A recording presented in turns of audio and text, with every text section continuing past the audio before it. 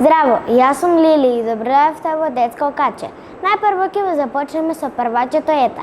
Ета е многу забавна и ајде да ја видиме. Ета слави роден ден. Како сите првачиња, така и Ета дојде на ред да го слави својот роден ден. Но како? Каде? Кого да покани? Каква да биде тортата? И што ќе облече? И многу прашања на кои Ета нема одговор. Едноставно не може да се одлучи. Тогаш јас ќе одлучам за тебе, рече мајка ѝ. Се ќе ти подготвам, а ти ќе се појавиш како принцеза. Ако сум принцеза, рече Ета, тогаш сите мои желби треба да бидат исполнети, така? Зависи од желбите, се вмеша татко ѝ. Ама тато, барем еден ден во животот може да бидам принцеза на која сите ќе и се поклонуваат. А и нема многу желби, рече, се замисли и почна да брои. 1, 2, 3, доволно се 3, ја прекина татко ѝ. Да се договориме за 5, предложи Ета. Слушаме, принцезо, рекоа мајка ѝ и татко ѝ во еден глас. Прво, тортата да биде со ликот на Бак. Бак? Повторно се јавија во еден глас нејзините родители. Ама, што е со вас? Зборувајте еден по еден, а не во еден глас. Ги прекори Ета и продолжи. Да, со моето куче Бак и второ, и тој да биде поканет на роденденот. Што? Пак се чудеа во еден глас мајката и таткото. Во ниедна игротека нема да ни го дозволат тоа, рече мајка ѝ. Тогаш дома, и одврати Ета, тоа е третата желба. Сега мајката и таткото останаа без зборови. Што молчите? Праша Ета. Јас не можам да си го замислам роденденот без Бак. Сакам заедно да ги дуваме свекичките. Мајката и таткото се погледнаа меѓу себе, но не рекоа ништо. И што одлучивте? Беше нестрплива Ета. Досега слушнавме 3 желби. Кои се преостанатите 2, принцезо? Праша таткото. Нема, толку се. Нека биде по твое. Исполнете ми ги овие 3 желби и ќе бидам најсреќната принцеза на светот. Бидува? Праша Ета со широко отворени очи. Бидува, се согласија мајката и таткото во еден глас. Ова е неверојатно, заклучи Ета. Возрасни, а одговараат во еден глас. Дојде и денот, роденденот. Тортата со ликот на Бак беше тука. На неа гореа 7 свекички. Сите дечиња имаа роденденски капчиња на главите и пееа во еден глас. Среќен роден ден, Ета! И оп, одеднаш снема струја. Сите светилки се изгаснаа. Светеа само свекичките на тортата и очите на Бак. Ако ги дувнам свекичките, ке настане целосен мрак, си помисли Ета. Но свекичките брзо се топеа, а децата не престануваа да пеат. Посакувам да дојде струја, си помисли Ета и ги дувна свекичките. И верувале или не, само што се изгасија свекичките, се запалија светилките. Сите ракоплескаа, се огласи и Бак со едно весело аф, аф. А Ета си помисли, роденденот е навистина волшебен ден.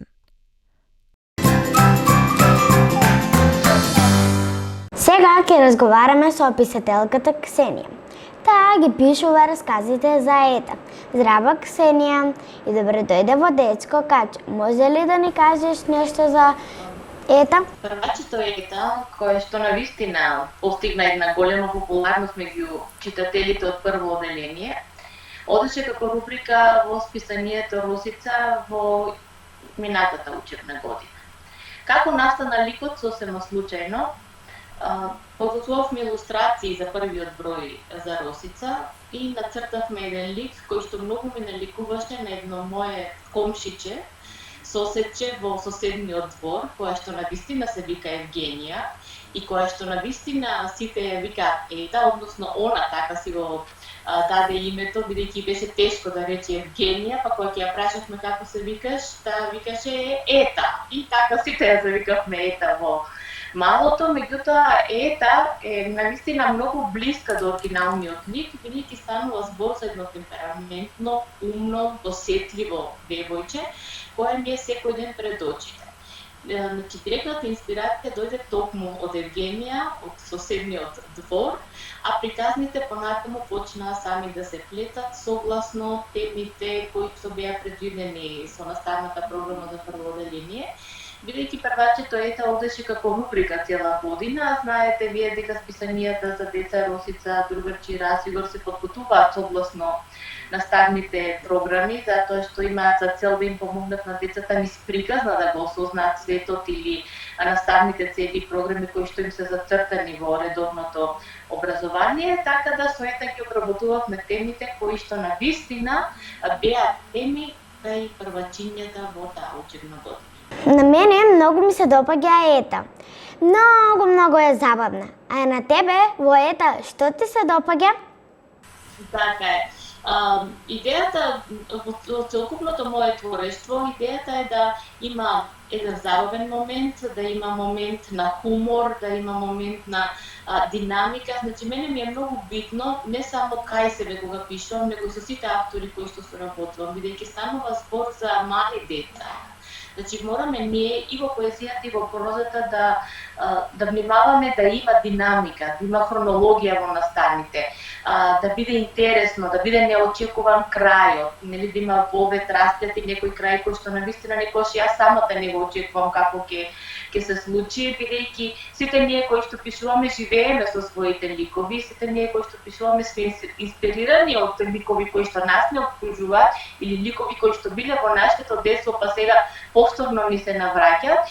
Меѓутоа, Ета е едно темпераментно, едно досетливо, едно умно, интелигентно дете, кое што секогаш сака сама да се справи со проблемите и не сака да биде, условно речено, преидена од возрастните. Значи, нејзина цел е да каже дека ете, јас можам, и јас умеам, и јас размислувам како вас, меѓутоа, детето си е секако дете и возрастните секако на нејзините родители и сите тие кои што ви ја окружуваат, да сватиле со каков темперамент, со каква личност си имаат работа, односно живеат и го споделуваат секојдневниот живот, па се обидуваат да се прилагодат на нејзе, бидејќи знаат дека секогаш од неа ќе излезе нешто што никој не го очекува, а ќе биде забавно и интересно за сите. Ета е тип кој што држи до себе, условно речено, значи таа се труди да биде најдобра, но сака и тоа и другите да го забележат дека е така. Меѓутоа, потешко поднесува критики, да речеме, но секогаш најумно да се извади, да признае, ама не директно, индиректно за некоја грешка или за некој пропуск кој што го направила, но нејзината најголема доблест е дека учи од собствените грешки. Тоа е всушност главната порака која што со овој лик јас како автор сакам да испратам до децата, дека знаат да сгрешат големите и малите, но важно е едните и другите да научат од своите грешки и во следна слична ситуација да знаат како да надминат одреден предизвик. Како ги добиваш идеите за расказите на Ета? Оно што го пишувам во списанијата за деца Росица, Другарче и Развигор, често пати се случува да биде инспирирано од одредени илустрации од моите колешки и колеги кои што илустрираат. Долго време работев со Александра Хаџинумова Атанасовска, се уште работиме со Сузана Томовска и со другите илустратори кои што не се вработени кај нас, меѓутоа се наши редовни надворешни соработници. И многу често се случува нивните илустрации да бидат инспирација за приказната која што ќе биде создадена. Тоа многу често се случуваше со Ета, бидејќи со Александра работевме заедно континуирано и некоја илустрација која што може би имаше првично друга намена и која ќе размислувавме што ќе цртаме за Ета за овој број, бидејќи како што реков одеше рубрика некој во Росица и требаше да покрива одредена тема која што е актуелна за одредениот број. И се случуваше често пати од илустрациите на Александра да тргне приказната и тука да се сплете. Приказните обично се пишувани за викенд, значи надвор од работното време, бидејќи работните обврски на работа се насочени кон други цели кои што треба да се реализираат во списанието, но ета е секој создавана да речеме во тозните вечерни часови, кога секој се смири околу мене, кога ќе можам јас да се соочам со самата себе и со ета од другата страна и заедно да ја склопиме приказната за следниот број. И обично расказите беа готови во понеделник наутро и кога ќе стигнев на работа, ќе со самото влекување од врата ќе речев на Александра, ете, готова е ета, овој пат ета ќе оди на пример во музеј и она ќе рече супер, одвај чекам да видам што ќе направи ета овој брат. Многу е битно во целата таа работа, значи кога создавате лик или кога пишувате нешто што знаете дека ќе биде илустрирано, добро да сте синхронизирани со илустраторот. Значи, ако вие поставите врската со илустраторот, размислувате да речеме на иста релација, имате ист темперамент, во овој момент можам да речем дека и самата илустратор или Александра е дел од темпераментот на ета. Значи, често пати и таа како лик ми беше инспирација да дел од незиниот карактер, од незините навики, од незините реплики да влезат, така што се направи еден, да рече си, реален спој меѓу авторот, илустраторот и самиот лик, кој што требаше да биде илустративно представен и близок до децата. Може би токму и поради тоа, ета го доживеа тој успех што го доживеа во таа учебна година и сега веќе се подготвуваме и да ја ставиме меѓу две корици на една сликовница и се надеваме дека ќе биде добредојдено другарче и сакано другарче за сите првачиња, па и за тие поголемите се разбира. Кога ќе биде готова книгата за ета? Во подготовка е, значи во финална фаза е, меѓутоа сега во моментот се подготвува една друга моја книга која што е со поддршка на Министерството за култура, која што ќе се вика Борко брзо зборко, значи уште еден лик, да речеме така, интересен, активен лик кој што сака да покаже и да докаже кој што е, но секогаш е тука да помогне на другите. Меѓутоа, сите раскази не се врзани со Борко. Тоа се приказни кои што се пишувани за поголемите деца, кои што читаат Развигор од 4-то и 5-то оделение. Тоа е еден серијал од 2 учебни години, значи тие раскази излегуваа во списанието Развигор. Сега, ете, со поддршка на Министерството за култура ќе бидат ставени меѓу две корици и следниот чекор е веќе ета. Јас се надевам дека до крајот на оваа календарска година ета ќе излезе од печат, бидејќи верувајте на вистина се уште е во меморијата на децата и ги добивам овие прашања почесто кога ќе имаме шанса да ја имаме ета на едно место. Успехот на ликот, да речеме дека беше успешен и дека беше прифатен, е најголемото задоволство, најголемата сатисфакција на еден автор која ќе согледа дека ликот живее. Во таа учебна година кога ета излегуваше како серијал во Росица, јас имав многу средби со првачиња низ училиштата низ Македонија и многу ми беше драго кога ќе ги прашав што читате или што ви е омилено од Росица. Поголемиот број веднаш ја спомнуваа ета како лик кој што се идентификува со нив. Дури имав едно прашање од една наставничка која ми рече: знаете, вие сигурно имате прваче дома, што толку успешно ги пишувате овие приказни и толку сте блиски до децата. Јас само се насмевнав и на ова прашање ќе оставам другите да заклучат, тие што знаат не знаат дека јас имам големи, да речем, возрастни деца. Меѓутоа, веројатно детето во мене останало, но и оној контакт секојдневен со децата, со таа возраст. Сите мои истражувања за таа возраст, како децата реагираат, што сакаат, што не сакаат и креирањето на еден лик кој што конкретно беше пред моите очи, жив, вистински лик, може би клучот на успехот на овој лик кој што навистина допре до децата, а тоа е може би крајната цел на секој што пишува за деца. Што мисли вистинската ета за расказите? Евгенија се уште не знае дека е инспирација за лик од еден серијал на приказни. Таа е во моментот 4-то или 5-то оделение не ме паѓајте за збор, но јас го препишав оној дел кога она беше прваче, бидејќи секојдневно нели ми беше тука пред очи и нејзиниот темперамент, нејзината остроумност, нејзината осетливост, нејзините случаи што таа ги сценираше во малото, мене ми беа фасцинантни. И ете тоа останало некако запишено во мојата меморија, што подоцна сосема случајно излезе во лик. И самиот лик, значи физичкиот изглед на првачето Ета е направен, нацртан според оригиналната Ета. Значи, Ета е едно плавооко девојче, синооко девојче, кој што има кадрици, исто така и се уште темпераментна.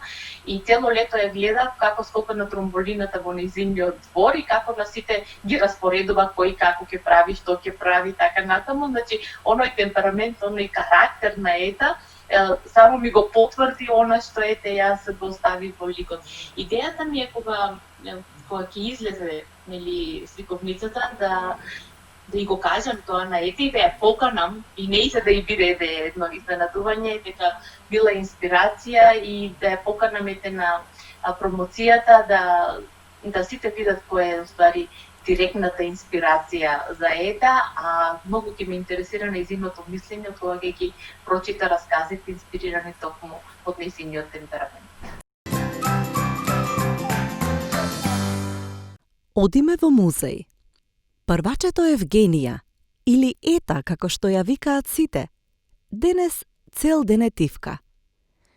Иако е сабота и надворе топло и сончево, таа цел ден седи затворена во својата соба. Каде е Ета? Прашува таткој. Не сум ја видел цел ден, да не е нешто болна?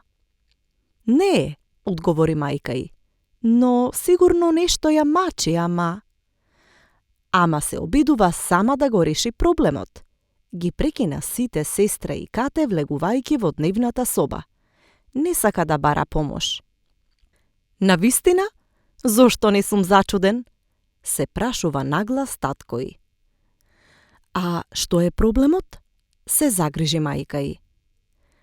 Треба да нацрта народна носија или народни инструменти и цел ден пребарува на интернет. Така значи, се насмевна таткој. Подгответе се, денес сите одиме во музеј. А ке се правиме дека ништо не знаеме, се согласи мајката.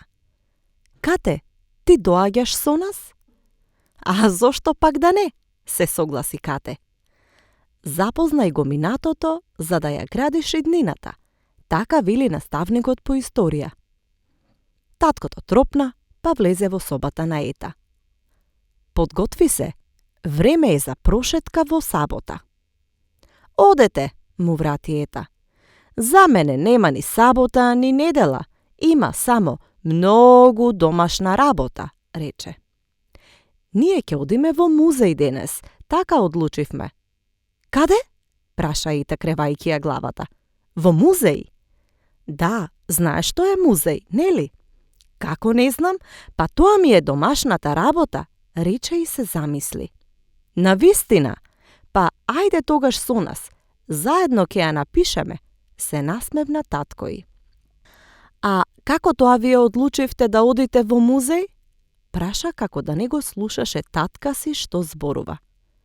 Така, си рековме, одамна не сме биле во музеј, па влезе Кате во собата и ви раскажа што пребарувам на интернет. Сега ми е се јасно, признај тато, рече Ета гледајќи го право во очи. Признавам, се предавам, рече таткој, кревајќи ги двете раце во воздух, но признај и ти дека секогаш е вистинско време да се посети музеј. Признавам и се согласувам, ќе бидам готова за 5 минути, се согласи Ета. Во музејот, Ета се воодушеви од народните носии, старинските предмети и народните инструменти. Сето тоа беше вистинско и пред нејзините очи. Се обидуваше се убаво да запамети зашто сакаше да има најубава домашна работа.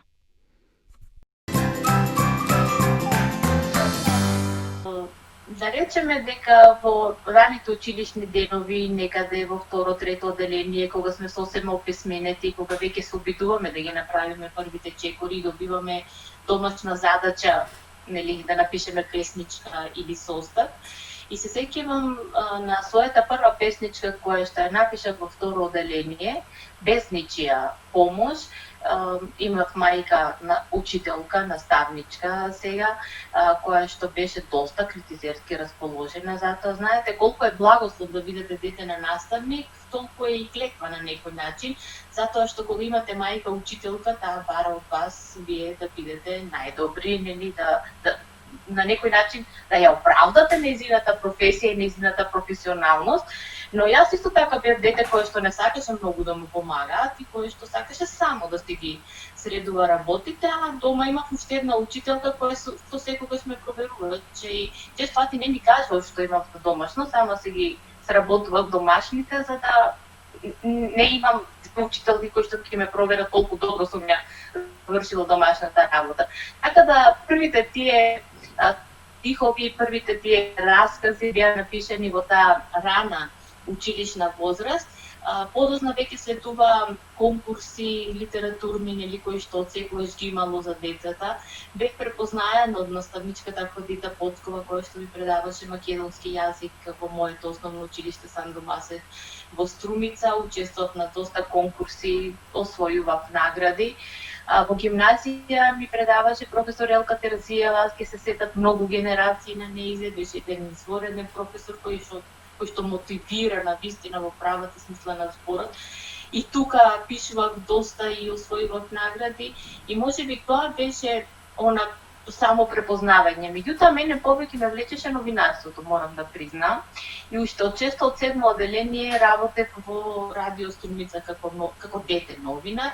Ја уредувавме младинската емисија и тоа ми беше некако поголем предизвик и на тоа можеби повеќе се посветив, меѓутоа тетрадките со записи никогаш не згасна во мојот приватен живот. И како средношколка, и како студент и така натаму, меѓутоа се одлучив да студирам нешто сосема друго, што не може да обедни точки ниту со новинарството, ниту со пишувањето.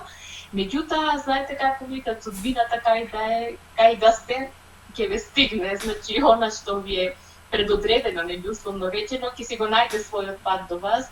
И така дојде до една сосема неочекувана порака од писателот Киро Донев, кој што ме познаваше од дете, бидејќи објавува во списанијата за деца, преку вработените во библиотеката во Струмица, да се слушнеме, да се видиме, да праша до кај сум, што сум, како сум, и направивме една средба во Скопје и тука почна оној вториот сериозниот дел, да речеме, на моето навраќање на пишувањето, особено за деца.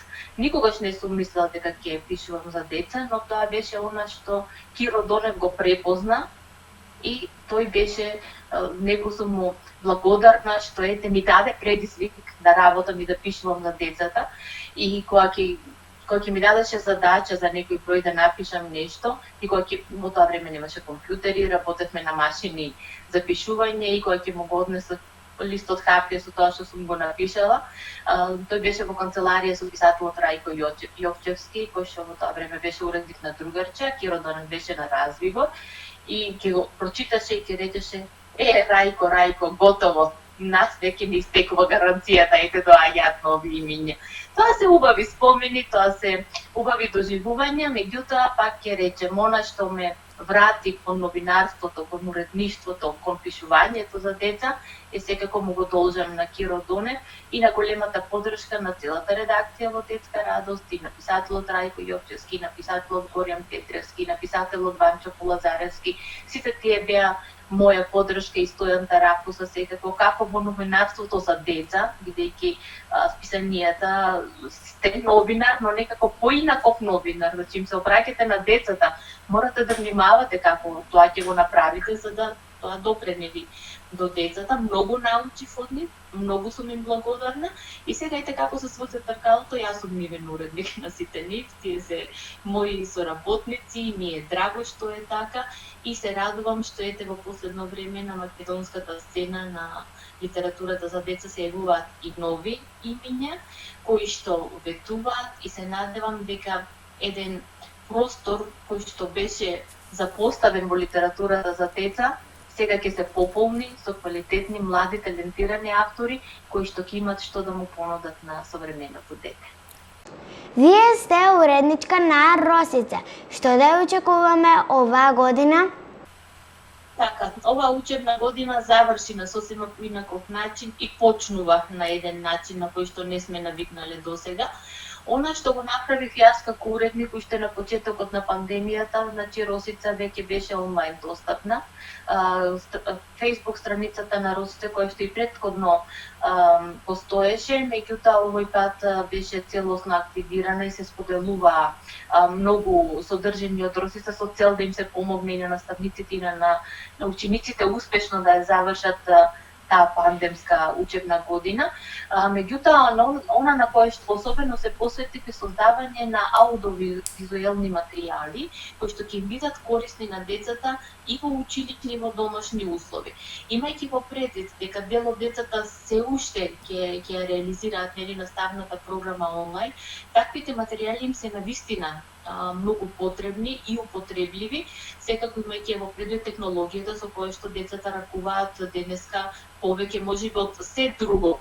Прво научуваат како да типнат на телефонот и која апликација да си ја отворат, па после тоа учат да читат и да пишуваат и тоа е секојдневието. И ние на тоа мораме да се прилагодиме, меѓутоа кој ќе го имаат тие кај себе телефонот, таблетот, да им понудиме содржина која што ќе биде адекватна за нив, која што ќе ја гледат и читаат со радост и која што на еден начин ќе ги воспитува и поучува. Ете, тој ми е еден нов предизвик кој што си го поставив со почнувањето на пандемијата со COVID-19, меѓутоа се трудам тоа да го одржам и понатака како тренд. Создадовме една екипа која што се одлучи сосема ентузијастички да помогне во моја построувањето на оваа моја цел, така да дел од песничките од Росица беа целосно синхронизирани или да не речем докомпонирани, аранжирани и спејани, така да на YouTube каналот на Росица можете да најдете еден серијал кој што се вика Мал фестивал Росица и таму веќе имате прикачено една 10 песнички. Стиховите се на Киро Донев, музиката на Томислав Таневски, аранжманот е на Душко Филев, на професорот по музичкото училиште во Струмица, кој што со своите две деца успеа да сними 7-8 песнички, се не ме паѓате за збор, зашто сум му бескрајно благодарна. Тука се вклучи Игор Ангелов, исто од музичкото училиште од Струмица, кој што самиот ги изведуваше песничките од Росица и тие ги нарековме час по музичко со професор Игор Ангелов, кој што наидуваат на добар одзив и во градинките и во училиштата, бидејќи им давате материјал, им давате песничка која што е согласно наставни програми и цели. И децата од тие песнички и учат, и пеат и се забавуваат во исто време. Синхронизиравме, како што знаете, дел од приказните за ета, сега ете на моје големо задоволство ќе бидат дел од вашата емисија. Синхронизиравме дел од приказните од македонското народно творештво, кој е од книгата која што ја приреди Ана Витанова Рингачева. Синхронизиравме дел од творештвото на Киро Донев, приказните за мечето Теди, кои што одеа во Росица 2 серијали, значи 2 години со ред, самата авторка се ги синхронизираше во една интерактивна форма, така да веќе имаме направено неколку серијали, неколку интересни приказни во живо, така да ги наречеме, кои што децата со задоволство ги читаат и ги гледаат и навистина не драго што е така. Оно што последно го направивме е новите правила во градинка, значи запознавање, условно речено, со вирусот, со COVID-19, кои се неговите особености, како треба ние да се заштитиме од него. Таа електронска сликовница е поставена на страницата на Росица за најмали, значи таа за градинка, и верувате ли, не само за неколку, за 2-3 дена постигна прегледи околу 15-16 прегледи. Значи колку е важно да се даде материјал со кој што ќе им помогнеме на децата да осознаат со што се соочуваат. Во моментот имаме синхронизација и на таа приказна за COVID, ете да им помогнеме и на децата и на возрастните на еден нов, интересен, интерактивен и забавен начин да ги усвојат новите правила, да го стравот да не биде примарен, него да знаеме како треба да се справиме со проблемот. Впрочем, како и со секој друг проблем со кој што се соочуваме во животот. Важно е да го бараме излезот, а не да бидеме исплашени или да мислиме дека ете сега веќе нема излез. Секогаш има излез, само заедно треба да се побара, а кога станува збор за децата, мора тоа да биде на нивен начин, да допре до нив, за да можеме полесно да го реализираме она што како препорака доаѓа од официјалните министерства и здравствени организации, затоа што сепак нели има луѓе кои што знаат и мислат повеќе од нас, а ние да ги почитуваме правилата, за да што побрзо се вратиме во училиште онака како што сме научени годините назад. Ви благодарам за разговорот. Сигурно другиот пат ќе бидеме во живо. Да, многу би сакала и се надевам дека првите промоции на книгите кои што во моментов се подготуваат ќе бидат токму во Струмица, бидејќи знаете како се вели дрвото секогаш си тежи на својот корен или каменот си тежи на своето место. Каде и да одите во животот, каде и да излезете, што и да правите, сепак родното место е она што секогаш останува во вас и секогаш кога ќе се вратите, тука се луѓе кои што ги знаете, кои што ги познавате, кои што ви биле подршка кога сте ги правиле првите чекори или ви подале рака да застанете и да продолжите напред. Голема благодарност до вас како телевизија за сета подршка на она што го работи просветно дело и детска радост со популаризацијата на списанијата и литературата за деца. Исто така сакам да ја поздравам Струмица за манифестацијата Средби под јаворите со Видое Подгорец, бидејќи навистина последните 2 години направи сериозен исчекор напред и ги анимираше и наставниците и децата и она што го создава е навистина за поздравување и среќна сум што и мојата издавачка Куќа просветно дело е дел од таа приказна, затоа што ние сме секогаш тука да бидеме подадена рака за се она што значи дете, наставник и писател за деца. Ви благодарам што одвоивте време за мене и за мојата работа. Ве поздравувам од моје лично име, од име на просветно дело, затоа што заедно сме посилни. Така и ќе продолжиме. Тоа беше се од Детско каче. Се гледаме во следната недела.